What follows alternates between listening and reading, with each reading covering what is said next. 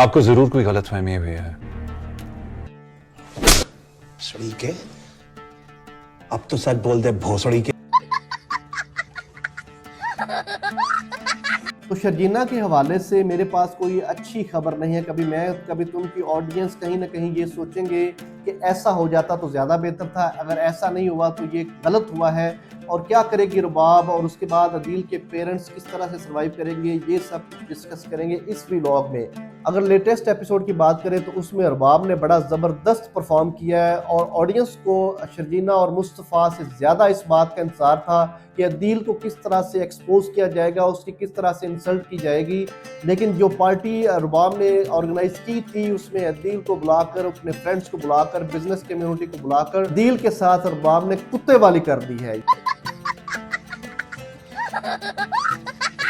यानी अदील को इतना ज्यादा उसने निशाना बनाया है कि उसको अब जेल में सड़ना पड़ेगा। सबके सामने उसने अपनी फ्रेंड को और उसने अदील को ये रियलाइज करवाया कि तुमने मेरा पैसा लेकर मेरी ही फ्रेंड के साथ तुमने मुझे चीट किया और उस पैसे को तुम उड़ाते रहे एक ऐसी कैरेक्टरलेस खातून के साथ जिसका अपना एक हस्बैंड मौजूद है। सलमान वहां मौके पर मौजूद था और वो अरबाब ने अदील के पेरेंट्स और पार्टी में मौजूद लोगों के सामने उस लड़की को दिखाया और सलमान को दिखाया कि ये वो इयररिंग है जो तुमने अपनी बीवी को दिया था। और फिर यहाँ पे ज़बरदस्त किस्म के अरबाब ने परफॉर्मेंस करते हुए डायलॉग बोले, अगर कोई खामद उस अपनी बीवी को वक्त ना दे सके तो वो आगे ही मुंह मारते फिरती है। तू समझा? हाँ। नहीं तू समझा नहीं। तो ये एक जबरदस्त किस्म की परफॉर्मेंस की है रुबाब ने और अदील के साथ ऐसा ही होना चाहिए था। ना तो उसने अपने पेरेंट्स को बख्शा, ना उसने मुस्तफ़ा और शर्जीना की ज़िंदगी बर्बाद करके रख दी, अपनी बहन को भी चीट किया और उसके बाद अपनी बीवी और उसकी फ्रेंड को भी चीट करता हुआ बिजनेस को भी लॉस पहुंचाया और उसने कुछ बिजनेस क्राइम किया और बाब ने बड़ा ज़बरदस्त तरीके से उसको जेल में भेज दिया।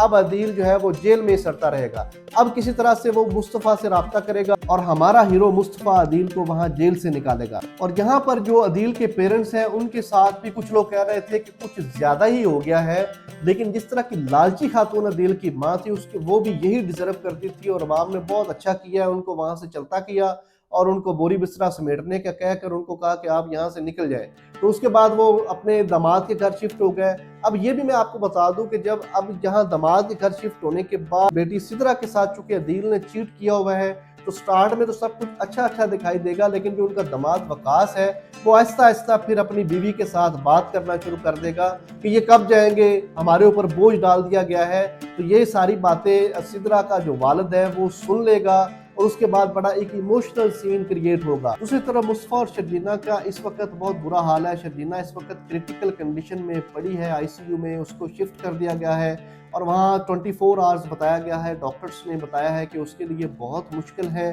और उसकी सिचुएशन बड़ी क्रिटिकल है। कुछ लोग ये सवाल कर रहे थे कि अगर कोई खातून इस तरह से प्रेगनेंसी के दौरान गिर जाती है तो क्या मिसकैरेज हो सकता है, बच्चा ज़ाया हो सकता है या उसकी डेथ वाक़या हो सकती है। तो जी हाँ, ये ऐसे मुमकिन है क्योंकि जितने बुरे तरीके से शर्जीना फर्श के ऊपर गिरी है और फिर वो बेहोश हो गई, अनकॉन्शियस हो गई और फिर उसको वहाँ से जब हॉस्पिटल एडमिट किया गया है तो उस वक्त वो अनकॉन्शियस थी और जो पॉइजन है वो पूरी बॉडी में फैल चुका था, बच्चे की डेथ वाक़या हो चुकी थी।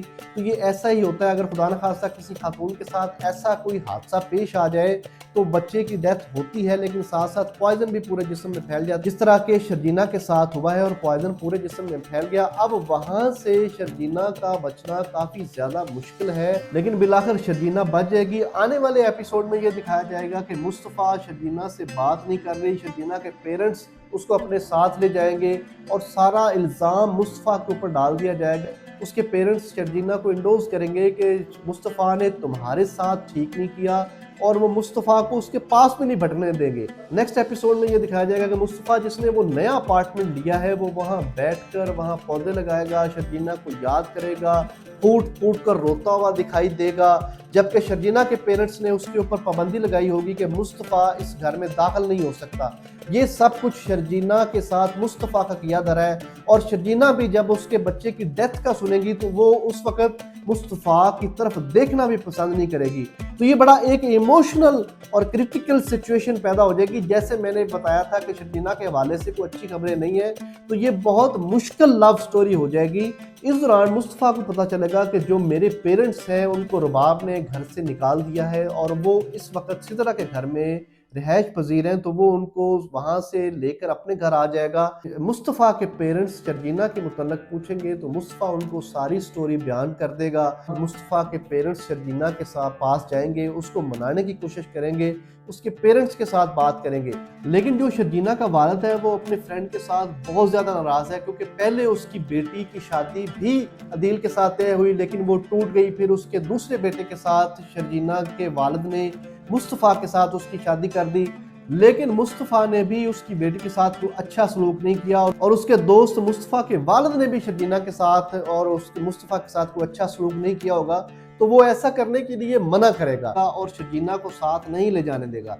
लेकिन देखना यह है कि किस पॉइंट पर आकर शर्जीना और मुस्तफ़ा की आपस में सुलह हो जाती है, कंप्रोमाइज़ हो जाता है। ये सब आपने मुझे कमेंट सेक्शन में बताना है कि आखिर वो क्या बात है जिसकी वजह से मुस्तफ़ा और शर्जीना की आपस में कंप्रोमाइज़ हो जाएगा। यहाँ पर मैं समझता हूँ कि 60% कसूर शर्जीना का है और 40% कसूर मुस्तफ़ा का है। शर्जीना इस लिहाज से कसूरवार है कि शर्जीना वेल एजुकेटेड अच्छी लड़की थी और उसको अपना ख्याल रखना चाहिए था, और आजकल के दौर में भी कोई मोमबत्ती इस्तेमाल करता है, हर मोबाइल में लाइट मौजूद है, और वहाँ से इस तरह से शर्जीना का गिर जाना ये मेरे लिए एक बड़ा हैरानकुन सीन था। और दूसरा मैंने जो एक टेक्निकल इसमें देखा है कि मुस्तफ़ा जो 50 करोड़ का बिजनेस करता है वो सिर्फ 1.5 लाख रुपए का फ्लैट जो है वो रेंट पे ले रहा है, हालांकि उसको चाहिए था कि चले 50 करोड़ में से वो 50% का मालिक है, 10 करोड़ भी अगर उसका प्रॉफिट हो तो वो 2-2.5 करोड़ का एक अच्छा फ्लैट भी खरीद सकता था। लेकिन ये दिखाया गया कि वो 1.5 लाख का फ्लैट रेंट पे ले रहा है। लेकिन चलें, ये एक टेक्निकल मिस्टेक्स थी। नंबर एक, वो मोमबत्ती का इस्तेमाल किया जाना, मोबाइल की लाइट का इस्तेमाल नहीं किया गया, और दूसरा ये जो फ्लैट है वो 1.5 लाख का लेना, हालांकि वो 2.5-3 करोड़ का फ्लैट जो है वो खरीद सकता था। ये सब कुछ टेक्निकल फॉल्ट से जो मैंने आपके सामने रखे, लेकिन ये बड़ा इमोशनली ट्रैक पे अब ड्रामा चलेगा और ऑडियंस के लिए ये इसी तरह से 2-3 एक साथ या काफ़ी लंबा इसको इस बुनियाद पर चलाया जाएगा कि मुस्तफ़ा अपने नए फ्लैट में रोता दिखाई देगा, फूट फूट कर रोएगा, वो वहाँ प्लांट्स लगाएगा, वो शर्जीना की एक एक बात को याद करता दिखाई देगा, और मेरा ख्याल है कि ये ऑडियंस के लिए काफ़ी इमोशनल होगा। देखते हैं आने वाले एपिसोड में क्या होता है। अगर अभी तक आपने मेरे चैनल को सब्सक्राइब नहीं किया, प्लीज़ मेरे चैनल को सब्सक्राइब करें, वीडियोस को लाइक करें, ताकि आने वाली वीडियोस आप तक बर वक्त पहुंचती रहें और हम इसी तरह से ड्रामास को एंजॉय करते रहें। Thank you so much.